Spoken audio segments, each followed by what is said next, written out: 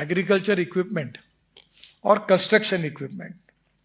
आपके सौभाग्य से और उनकी दुर्भाग्य से मैं ट्रांसपोर्ट मंत्री हूँ और मैं तो डंडा लेके ही बैठता हूँ। मेरे को मैनेज करने वाला तो कोई पैदा नहीं हुआ, तो मैं उनको बोलता ये करो, नहीं तो ठोकता हूँ, तो लगा तो यूरो 6 के नाम, तो वो बोलते ठहरो ठहरो। तो मैं अभी जैसे ही इनके पीछे लगा हूँ, मैं धीरे धीरे कंस्ट्रक्शन इक्विपमेंट में अल्टरनेटिव फ्यूल और बायोफ्यूल बड़े प्रमाण पर आई है। अब बड़े प्रमाण पर सब कंपनियां हार्वेस्टर में भी इसमें आ रही है, ट्रैक्टर में भी आ रही है। तो मुझे लगता है कि आने वाले समय में इसका पोटेंशियल हिंदुस्तान में बहुत है।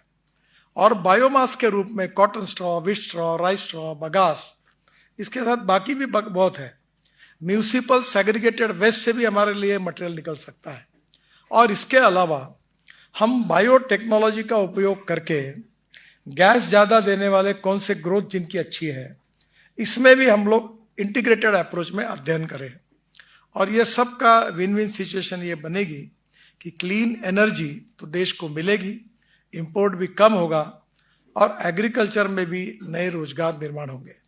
तो मुझे लगता है कि इस इंडस्ट्री का फ्यूचर बहुत अच्छा है। और इसलिए एक ही बात आप लोगों को सोचना चाहिए कि आपकी टेक्नोलॉजी जो है वो आज एकदम अच्छी चाहिए, वर्ल्ड क्लास चाहिए। नहीं इस बार हो गया, अगले बार सुधारेंगे, इससे नहीं होगा। इस बार परफेक्शन इन टेक्नोलॉजी में आप रिसर्च करिए, जरूरत होगी तो वर्ल्ड लेवल पर जॉइंट वेंचर करिए, ताकि इसका मैक्सिमम आउटपुट मिलना चाहिए।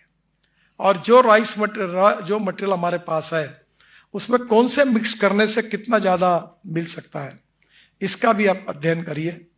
मुझे लगता है कि इथेनॉल में जो थोड़ी बहुत अड़चन आई आज, वो इसमें नहीं आएगी, क्योंकि हम गैस इकोनॉमी के तरफ जा रहे हैं।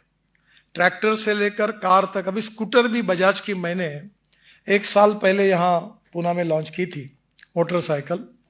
और मुझे राजू बजाज ने बताया कि इसका 1 किलोमीटर का खर्चा पेट्रोल मोटरसाइकिल का बजाज के 2 रुपये 40 पैसे है, और जो गैस है उसका खर्चा 1 रुपया है। तो मैंने कहा इलेक्ट्रिक के तुलना में इसको कौन लेगा? बोले साउथ इंडिया में, केरल में और बाकी जगह इलेक्ट्रिक से भी इसको ज़्यादा डिमांड है। तो मुझे ऐसा लगता है कि आने वाले समय में ऑटो रिक्शा के लिए, 2 व्हीलर्स के लिए भी हम ये गैस दे सकेंगे। ये इकोनॉमिकली वायबल, और हमारी गैस की प्राइस और इम्पोर्टेड गैस की प्राइस में अगर आप सतत में देंगे तो भी अच्छा है। पर आप अगर इसके साथ टोटल इकोसिस्टम डेवलप करके, आपके जहाँ आपका गैस तैयार कर रहे हो वहीं नज़दीक आपने फिलिंग स्टेशंस तैयार किए, आपने किसानों को ट्रैक्टर लेने के लिए मदद की, उनकी स्कूटर्स और कार उसमें सीएनजी पे कन्वर्ट की, तो आपका मार्केट आपको ही मिलेगा। तो मुझे लगता है कि उसमें किसी के ऊपर हम डिपेंड नहीं होंगे। शुगर फैक्ट्री भी इंडिपेंडेंटली ये काम कर सकती है। तो मुझे लगता है कि एक अच्छे इंडस्ट्री को, जो हमारे देश को बायो एनर्जी के तरफ ले जाने का एक उद्देश्य हम सबका है, जो import substitute, cost effective, pollution free, indigenous. और दूसरी इंपॉर्टेंट लास्ट पॉइंट बताकर आपको मैं अपनी बात समाप्त करूंगा कि हमारे देश के जीडीपी ग्रोथ में मैन्युफैक्चरिंग सेक्टर कॉन्ट्रीब्यूट्स 22 to 24% और एग्रीकल्चर कॉन्ट्रीब्यूट्स ओनली 12 to 14%, जबकि पॉपुलेशन बिलोंग्स टू एग्रीकल्चर ये 55 to 60% है। गरीबी, भूखमरी, बेरोजगारी एग्रीकल्चर, रूरल और ट्राइबल सेक्टर में है। The need of the country is to develop the appropriate technology, जल, जमीन, जंगल एंड जानवर, ये हमारी आवश्यकता है। और इसलिए आने वाले समय में हम रूरल, एग्रीकल्चर और ट्राइबल एरिया में ये बायोमास से अगर इस प्रकार के नए नए प्रोजेक्ट्स में जाते हैं तो स्काई इज द लिमिट। ये देश के पर्यावरण की भी रक्षा करेगा, ग्रामीण कृषि क्षेत्र में रोजगार और एग्रीकल्चर ग्रोथ को भी बढ़ाएगा, और प्रदूषण को भी कमी करेगा, और हमारे इंपोर्ट बिल को भी कम करेगा। तो हमारे प्रधानमंत्री जी जो कहते हैं आत्मनिर्भर भारत, $5 ट्रिलियन की इकोनॉमी और वर्ल्ड की 3rd लार्जेस्ट अर्थव्यवस्था, इसमें एनर्जी का जो हम स्वावलंबी भारत एनर्जी के बारे में बनना, ये सबसे महत्वपूर्ण है। और इसलिए इस क्षेत्र में बहुत पोटेंशियल है। ऑलरेडी अच्छे इंडस्ट्री शुरू हो गई है।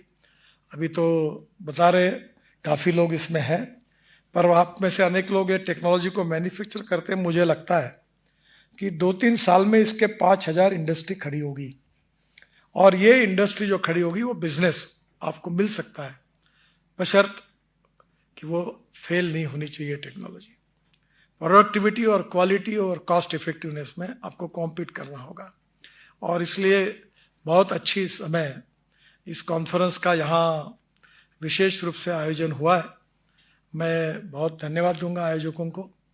और मैं विशेष रूप से जब से इथेनॉल शुरू हुआ, जब पहली बार राम नाईक जी के साथ मैं भी ब्राज़ील गया था, वो पेट्रोलियम मंत्री थे, तब अन्ना साहब के साथ मेरे साथ थे, और तब ये इथेनॉल की बात करते करते बहुत दिन हो गए।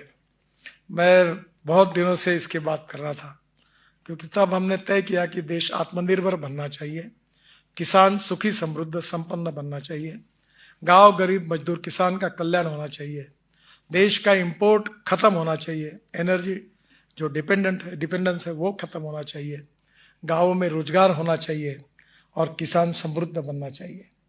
तो आज मुझे लगता है कि वो पाथ पर अब हमारी गाड़ी अच्छे ट्रैक पर दौड़ने की शुरुआत कर रही है। फ्यूचर इज वेरी ब्राइट, क्योंकि डिमांड बहुत है। समय के आधार पर कमी अधिक प्रमाण में थोड़े बहुत दिक्कतें तो आती रहती है, पर ओवरऑल ये देश के हित में भी है और पर्यावरण के भी हित में है और इकोनॉमी के भी हित में है और ग्राहकों को भी सस्ते रेट करके उसके भी बचत है। तो मुझे लगता है कि ये इकोनॉमी बहुत अच्छी तरीके से विकसित हो रही है। और मैं 12 साल से ट्रांसपोर्ट मंत्री हूँ। मैंने इलेक्ट्रिक व्हीकल से CNG, LNG ये सब इतिहास शुरुआत से देखा है। मैं कहता था, लोग मुझे पागल कहते थे कि ये क्या बोल रहे हैं। तो ये एक वो जमाना चला गया।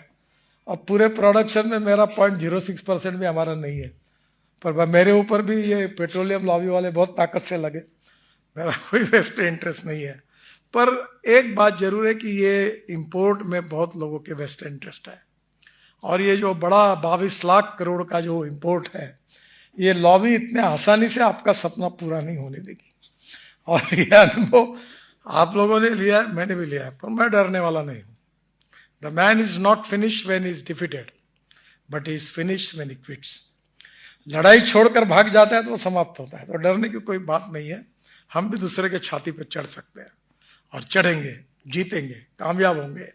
इस पॉजिटिविटी के साथ आप आत्मविश्वास रखिए और इसमें बहुत अच्छा पोटेंशियल है और जरूर आप आगे जाकर सफलता हासिल करिए और इस देश को स्वावलंबी भारत, आत्मनिर्भर भारत, एनर्जी के बारे में बनाने का जो सपना है वो जरूर पूरा करने में हम सब लोग कामयाब होंगे।